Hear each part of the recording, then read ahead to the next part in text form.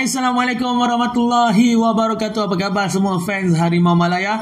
Macam biasa kita jumpa setiap hari untuk preview perlawanan pilihan untuk Piala Dunia Qatar 2022, dan hari ini kita akan bawakan kepada anda perlawanan peringkat top 16, peringkat kalah mati antara pasukan Argentina menentang pasukan Australia. Of course, bila kata pasal Argentina, kita tahu dia pasukan heavyweight yang merupakan pilihan utama untuk jadi juara edisi kali ini. Manakala Australia mungkin tak ramai yang pandang sangatlah dengan tim ni, tapi mereka telah berjaya mengejutkan pasukan yang berada dalam satu kumpulan dengan mereka, iaitu Denmark, untuk mara ke peringkat top 16 kali ini. Wakil Asia ni, so kita kena bagi sokongan. Kalau kita imbas prestasi pasukan Argentina di peringkat grup, of course tak ada siapa yang boleh lupa kekalahan memalukan mereka terhadap Arab Saudi pada perlawanan pertama yang memang boleh katakan menggegarkan dunia lah kan. Tapi kemudian mereka bangkit, berjaya menewaskan Mexico, dan perlawanan terakhir berjaya menewaskan Poland. Walaupun ada Messi tak dapat skor penalti tu kan, tapi menang tetap menang, mereka layak.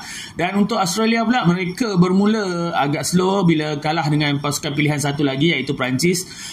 Kemudian mereka bangkit lawan Tunisia, dan last kali mereka menang lawan Denmark. Head to head antara kedua-dua pasukan, macam mana rekod pertemuan mereka? Okey, untuk World Cup ini adalah pertemuan yang pertama antara kedua-dua pasukan. Tapi untuk luar daripada World Cup, Argentina pernah menang 5 kali, seri 1 kali, dan kalah sekali kepada Australia. Kalah tu pun dah lama dah, tahun 88 dulu. Cuma yang last tu mereka jumpa tahun 2007. Argentina menang 1-0 hasil jaringan Martin Demichelis. Cumanya kalau ikut peringkat bawah umur sikit, iaitu Olimpik, tahun lepas mereka ada bertemu di peringkat Olimpik, dan Australia berjaya mengejutkan Argentina dengan jaringan 2-0. Ketika itu manager dia adalah Graham Arnold, dan juga beberapa player yang ada sekarang juga bermain ketika Olimpik tu. Tapi tu bawah umur lah, peringkat Olimpik lah. Team News, ada tak berita-berita injury ataupun berita-berita gempa yang lain untuk kedua-dua camp? Setakat preview ini dirakamkan dan melalui sidang media yang berlangsung semalam, tiada sebarang berita kecederaan dilaporkan untuk kedua-dua pasukan. Bermaksud kedua-dua pasukan fully fit dan akan turun dengan kekuatan sepenuhnya malam ini. Okey, apa antara intipati menarik yang diperkatakan dalam sidang media pasukan semalam? Okey, untuk jurulatih Argentina, Lionel Scaloni, mereka mengakui bahawa Australia adalah tim yang baik. Dia sendiri tak terkejut pun Australia layak, sebab cara mereka bermain sangat bersatu padu, dan tim ni adalah tim yang well prepared.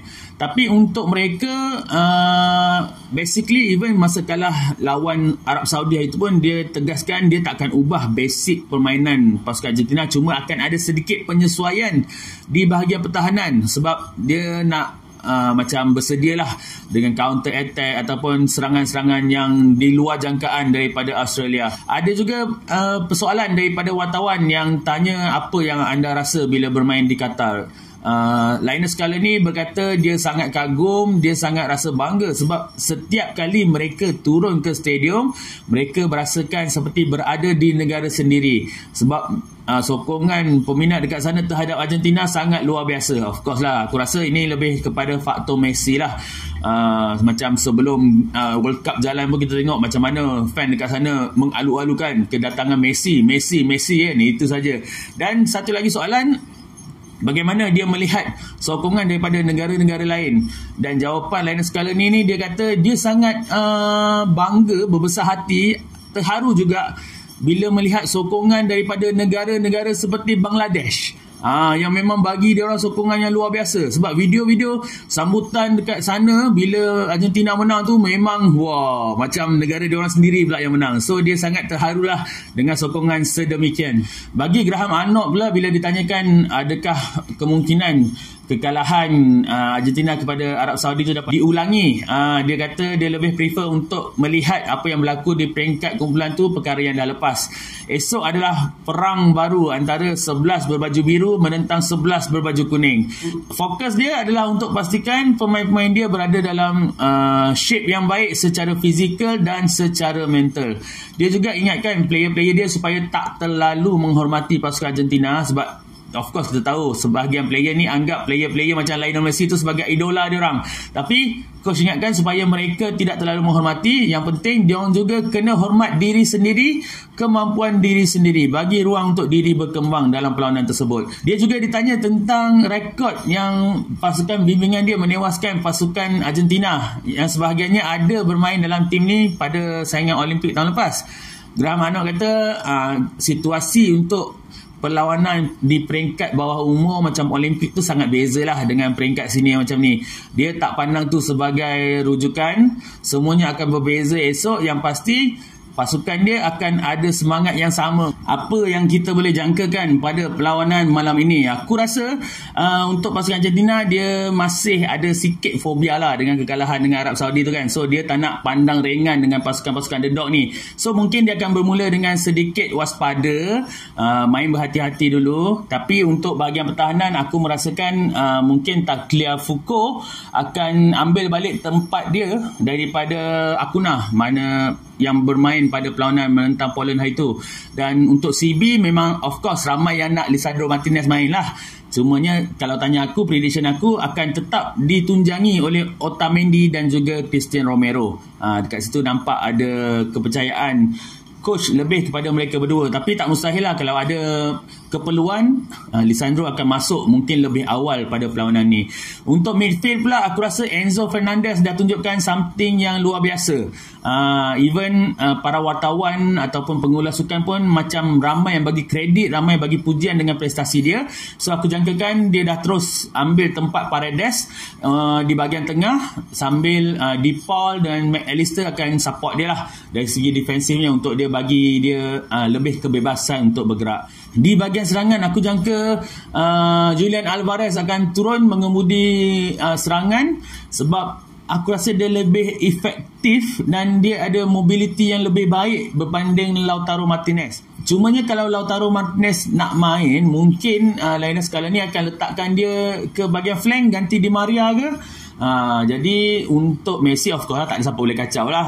Itu memang tak boleh diubah lah, memang dia anchor kan. Dan yang bestnya untuk Lionel Messi sebenarnya untuk peringkat knockout ni, dia sedang mencari gol pertama dia dalam sejarah pusingan kalah mati. Dia belum pernah skor, dan aku rasa inilah waktu yang tinggal untuk dia ada untuk cari jaringan, untuk letakkan dalam sejarah rekod jaringan dia di peringkat kalah mati Piala Dunia. Bagi pasukan Australia pula, aku percaya dia orang akan bermain terus secara disiplin satu unit. Macam yang Lionel Scaloni cakap tadi, dia dah analisis benda tu. Memang dia akan bermain sebagai satu unit yang padu, bergerak sama, menyerang bersama, bertahan pun bersama. Dia akan bermain secara basicnya 4-1-4-1, tapi mungkin sewaktu menyerang atau sewaktu bertahan, dia akan kepada 4-3-3 untuk penuhkan bahagian midfield tu. Sebab yang penting adalah untuk compactkan antara midfield dengan pertahanan, bagi elakkan player-player Argentina ni terlalu selesa membuat hantaran. Of course, kalau nak lawan Argentina ni, kau kena stop supply kepada Messi, dan aku rasa tugas untuk kawal supply kepada Messi tu akan terletak di bahu Aaron Moy. Aku percaya Aaron Moy akan main deep malam ni, akan follow semua tempat Messi pergi. Dia akan kurangkan risiko Messi dapat pegang bola banyak lah. And Messi kalau dah situasi macam tu, mungkin dia akan turun deep untuk collect bola, berlari ke atas, dan mungkin sebab kena buat benda tu, dia jadi lambat sikit lah untuk menyerang. Itu je, tak ada pilihan sebenarnya. Dan juga untuk gandingan midfield yang lain, iaitu Riley McGarry dan Jackson Irvine, aku rasa mereka akan lebih banyak bantu ataupun lebih banyak buat kerja defensif lah malam ni. Sebab aku tak rasa Australia akan banyak menyerang, lebih kepada parking bus. Sebab tadi aku dah cakap dia nak compactkan defense kan.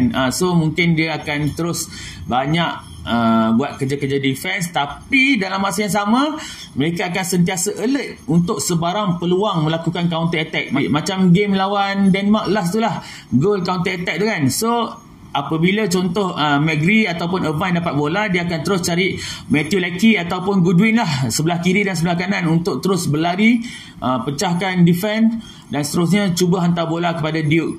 Cumanya kalau ikut game yang lawan Denmark itu, Lecky pun boleh buat gol sendiri kan. Bukan jalan-jalan tu, dia siap dribble dulu. Dan itu yang Argentina harus waspada, sebab serangan-serangan macam ni kadang-kadang berlaku sekali je dalam game, tapi sekali itulah yang akan boleh menentukan keputusan perlawanan. So apa prediction aku terhadap perlawanan malam ni? Scoreline yang aku rasakan logik adalah Argentina akan menang perlawanan ini dengan jaringan 2-1. Itu prediction aku. Korang macam mana? Tulis dekat komen. Jumpa lagi untuk preview perlawanan seterusnya, peringkat top 16 esok. Assalamualaikum. Bye bye.